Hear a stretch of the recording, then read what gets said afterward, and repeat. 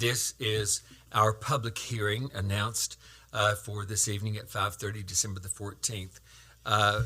Roman numeral 2 on the agenda is public comment to receive public input on the proposed allocation of the American Rescue Plan Act, ARPA funding of $430,362, which is over 1% of the total current budget. The only items currently being considered for immediate expenditure from this funding are improvements to the Richlands Public Library, $154,000, Greenway Stage Phase 2, $25,000, SSES grant additional funding, $20,000, and body-worn cameras for the Richlands Police Department, $9,000. The cost for each item is an estimate, and the actual cost may vary. So we are now open for public comment. Hold on, please. And we have a list here of people who would like to speak. Ginger Brand, Amity Lane, Ellen and Don Elms, and Laura Mallow. Is there anyone else who would like to speak during the public hearing so that I can add you to this list? Okay. Shay Cook, okay.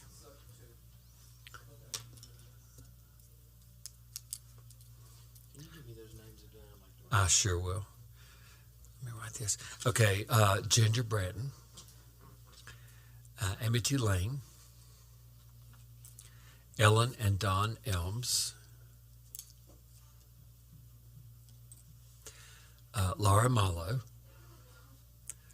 Shay Cook, and is there anyone else who would like to be added to the agenda for the public hearing? Hearing no additions, we'll accept this list as our speakers. First is Ginger Bratton. From Ginger, would you mind to state your name and address for the record, please? Sure. Ginger Bratton, P.O. Box 436, Richlands, Virginia. Thank you, Ginger. Yes, and I'm here to make a suggestion that y'all consider some funding for the next mile of the Clinch River Walking Trail. We are starting to develop so many assets in our community. I would like for y'all to consider adding that. That would not only be a tourist attraction for our area, but it could be the next greatest thing to the Creeper Trail. So it would be a huge draw for us, and also boost the economy and the downtown revitalization that we so have such a cherished heart for. Thank you very much. Thank you, Ginger. Okay. Next on the list is Amity Lane. Amity? Here you go. Thank you. And if you would state your name and address for the record, please. Amity Lane, and I'm 6954 Mountain Road, Cedar Bluff, Virginia. And I know that that's outside of Richlands, but I'm here on behalf of our town library. I've worked very closely with our library pretty much my whole life, and I can't imagine not being a part of it. But I kind of see it as more than just an old house with books in it, and that's kind of how people have been looking at it. So I think we have an opportunity, the town has an opportunity, to not just refresh, but kind of bring more interest into the library. Maybe looking at it as a part of a community hub or as a center of tourism. We have, every day that I'm in there, I see different people. And twice in the past 2 months, there have been people that are actually on vacation, and they have come in to just visit our library. The sad thing is our library is crumbling. It looks rather bad. It does look like an old house with a bunch of old books in it. So I'm looking forward to and hoping that the consideration of the $153,000 will go towards the remodeling and remaking a new facet or a new faucet to the library. The Library Foundation will then be kind of expanding, remodeling, and has many upgrades to where hopefully we can provide not just for the children, but our community, our seniors, We want to be able to offer more than just an old house with old books. Thanks. Thank you, Amy, very much. Next on the speakers list are Ellen and Don Elms. Ellen and Don, if you don't mind to state your address for the record, please. I'm Ellen Elms and my husband Don. We live at 7902 Pea Patch Road, Jewel Ridge. And I am here as a muralist, and I've been a muralist since 1980 when I did my first mural in Wheeling, but then I had my first outdoor mural learning on the job doing this mural here in Richlands that's right here on Railroad Avenue, and that was 1984. And since then I've done several other murals in town, but I'm not here to speak to those murals, but also more broadly to the number of public artworks we have in this town. Several brick sculptures created by Johnny Hagerman, and of course the wonderful coal miners memorial that we're all so proud of. And these public works, we have more of them in Richlands than are public artworks than are in Roanoke, Virginia. And I know from talking with people and seeing people, meeting them in front of murals on different occasions, that both people locally and people who come back home who have moved away, as well as people who are tourists, the murals, the brick sculptures, of course the coal miners memorial are drawing cards for people to gather, to remember their history, to remember their pride. And I would like to suggest that some of this money be used to be put in sort of saved for ongoing preservation of these public artworks. I know the murals have to be resealed every so often because of ultraviolet rays that cause damage to any kind of paint. And the brick sculptures need cleaning, and of course the Miners Memorial takes regular repair and upkeep. So I'm suggesting that some of this money might be used to put aside for ongoing preservation purposes. I'm Don Elms from Jewel Ridge, Virginia. We've lived up there for over 40 years, but Richlands has been our home base. We've been connected to Richlands in all of that time in many different ways. Ellen has done all of these murals in town, and I feel it's extremely important. I've helped in all of them, and I feel it's extremely important to try and preserve these for the future by proper maintenance, and especially the Miners Memorial. I feel that creation is a real testament to the folks of Richlands and their appreciation of the miners in the area, and that some of these funds should be put aside to help maintain that facility. Amity talked about the library. I was one of the people who ran from Tazewell to Richlands carrying a book from the Tazewell Library when the Richlands Library was opened. I was a friend of Kip Thompson, who facilitated all of that, and my son worked in the library volunteering when he was only 10 or 11 years old. We feel that that library has been a real addition to this end of the county. Prior to that, we had to drive all the way to Tazewell to have access to books, and it's been a real addition to the community, but as you look at it on the outside, you can see it's in definite need of repair. And I feel that some of the funds here should be utilized to make those repairs and to help expand the library into the future. Thank you. Thank you, Ellen, and thank you, Don. Our next speaker is Laura Mallow. Ms. Mallow, would you state your name and address for the record, please?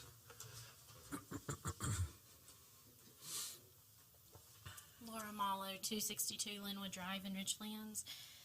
First, I just want to say it's very disappointing to see the lack of attendance for such a very important matter. These people will still get to cast a vote on things that they're not hearing what we feel strongly about. Our current council will go down in history as one of the most disappointing councils this town has ever seen. The obvious reasons aside, you guys will be known as the council of ignored opportunities. When I first sat down to write what I would say tonight, I said missed opportunities, but you aren't just missing them. You're aware and ignoring them anyway. At this point, I'm not sure if it's willful ignorance or selfish agenda, but for either reason, the town is crumbling before our eyes and it rests completely on the backs of those on this council. Case in point, the ARP money, is this the only way to fund these projects, or are there other ways to get the funding? And if there are, we should utilize those first prior to using the ARP money. Ms. Strong, should I wait? Okay. I explained to the mayor I have some family members very sick in the hospital. I don't need I to don't wait. appreciate that you single me out every single meeting.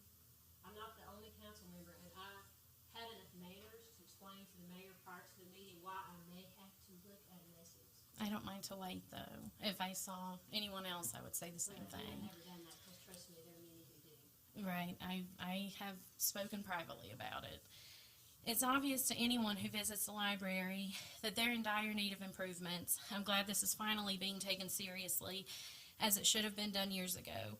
An ounce of prevention is worth a pound of cure. You should all consider that in every area of our town as well. Repairs are generally more expensive than routine maintenance. My only question on this subject is where the money given by the Board of Supervisors, it isn't listed as the funds available for the project. I'm also curious about the SSES grant. I already know the answer to the question, but I would like to see you guys write down what SSES stands for and what the DEQ requirements are. I know you won't do it, but my point in saying that is not to embarrass anyone. It's to hopefully make you all think about the fact that you continue voting on huge issues when you're not fully aware of what they entail. This is not a grant, it's actually a principal forgiveness loan. The match is being provided by Cumberland Plateau, and the study is happening as we speak. So why do we need an additional $20,000 toward this? It isn't required, it isn't needed, and even if it were, shouldn't come from ARP funding. I believe the body-worn cameras are necessary for the safety of our officers and citizens alike. I know you all remember when an elected official had me pulled over before a town meeting. One of the first things I did was request the body cam footage of that incident. I was told by the police chief the body cams currently owned by the police department are not in use because the storage is too expensive. So my questions are, why do we need new ones if we have them now? And if the current ones aren't being used because of storage costs, will we not run into the same issue with the new ones? And how do you guys plan on paying for the cost of storage going forward? Looking at the list of items, especially the priorities, the money is being spent, not invested. This is a once-in-a-lifetime opportunity with this money. I know that what we say as citizens goes in one ear and out the other with some of you, but if you're ever going to change your heart, change your priorities, and lay your own personal passion projects aside, and finally do what's right for the citizens, this is the time. Please bring a consultant in. You're ignoring the resources available through VML to advise you about this. Don't just spend this money, invest it. Invest into the people and the futures of our town. Fix what we have, fix the roads, fix our playgrounds, start the imagination library. I've done all the legwork for you, and we're going to watch the opportunity leave us. Invest into our kids, invest into the things that matter and that will bring a better future. Believe in this town enough to invest in it. I believe in the citizens of Richlands enough to invest in them, and I'm asking you guys to do the same. Thank you, Ms. Mallow. Our next speaker is Shay Cook. Shay, if you would come forward and state your name and address for the record, please. Terrence Cook, 215 Washington Square, Richlands, Virginia. One of the things that I wanted to bring to the council's attention, and I'm sure that you have legal counsel that have done this, and I would simply reiterate the fact that you may have $5.4 million from the federal government, but it's got a bunch of strings on it. And I look at the list of projects that have been identified for discussion today, and I presume on discussion on other days. And the interim rule put out by the Department of Treasury is very specific in the usages that these funds are to be used for, and not only what they're to be used for, but how they're to be used from an accounting standpoint. And I would suggest that before any decision is made on a specific project, that you have the town attorney do a review and provide a legal opinion as to whether or not the usage of these funds, whether it's $1 or $100,000, is consistent with the interim rule from the Department of Treasury. Because one of the things that they don't mention is that you get this money, but there's going to come a day where the town has to provide a report to the Department of Treasury on how those funds have been used, almost kind of an audit process. So if it's not utilized properly, the town's going to be in the position of having to pay money back for usages that were not permissible under the regulation. So I don't want to see the town fall into that situation. I'm not sure how this list of projects ended up before us. I would imagine it has to do from input from individual council members, from department heads, as it should. But I would hope that this list would have been presented to the Planning Commission, the IDA. Those are the deliberative bodies that the council should rely on in many instances on how to utilize funds for the long-term benefit of the town itself. These ARPA funds are kind of a once-in-a-lifetime windfall, and the challenge is how do we use this in the wisest way possible that's going to do the greatest good for this town, for the most people, in the long term, and that's a significant challenge. And you've got these two deliberative bodies. I hope that they have had some involvement in figuring that out. One of the things, and with that said, one of the things that I don't see here on this list is any money being set aside for a feasibility study for flooding. And I've had the opportunity to mention this on several occasions to council, to the Planning Commission, because it's something that has affected, over 500 families in the town of Richlands and surrounding area. Last year we had two very significant flooding incidents. One was to the extent that FEMA was actually involved. And in my work with the Flood Council, with the Flood Commission, I know that there are millions of dollars available through in speaking with the grant office, with the grant liaison office, with the emergency management agency at the state level. We had a conference with her, and she indicated, she listed one project after another all across the Commonwealth, from the east to the north, all over, and for projects not specifically flooding, but projects that enhance the safety infrastructure of these towns. So the money's there. It's simply a matter of being able, how you ask for it. And how you ask for it is you have a feasibility study prepared to support a grant application, because grant money's available. It's either available through the state, or it's available through ARPA, or it's available through FEMA. And every year, we just kind of drive by, and once a year there's a flooding event of one kind or another, and people just drive by like it's the flooding of the Nile Valley, like it's supposed to be like that. And I think it's a real disservice to the town generally, but specifically those individuals who live in communities like Brooklyn, Dalton Addition, many of whom are some of the poorest people in the town and are least able to be able to protect their interests. That's what the council's supposed to be for. So with this once-in-a-lifetime windfall, I would suggest that some money be set aside for that kind of a feasibility study and begin an aggressive application for grant funding. I know that the Board of Supervisors will pay for the advertising to solicit bids, and once the solicitation process would involve some funding as far as advertising. That's a first step, but it's a step that's not necessarily going to take anything away from the town. And once we get an idea of what the costs are going to be for that study, then we'll know how much money it'll cost to actually have the feasibility study performed. It's going to be a long process, but right now, look, every year for decades or longer, we've had flooding issues in town, and nothing's really been done about it. So I just think that with this opportunity that we really need to look at taking serious action with regard to coming up with a solution for flooding, because it's not going to be a problem that's going to go away. It will only get worse over time. And those are the comments that I have for today. Thank you. Thank you, Shay.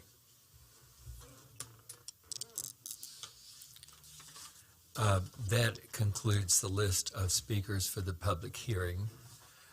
So I will close the public hearing comment period, and I will ask for a motion to adjourn the public hearing. Is there a motion to adjourn the public hearing? I'll make that motion. The motion is made by Mike to adjourn the public hearing. Is there a second? I'll second the motion. Mary Ann seconds the motion. Is there any discussion? I'll do a voice vote. All in favor of adjourning the public hearing, please say aye. Aye. Any opposed? The motion carries unanimously. Okay, looks like we have about 6 minutes.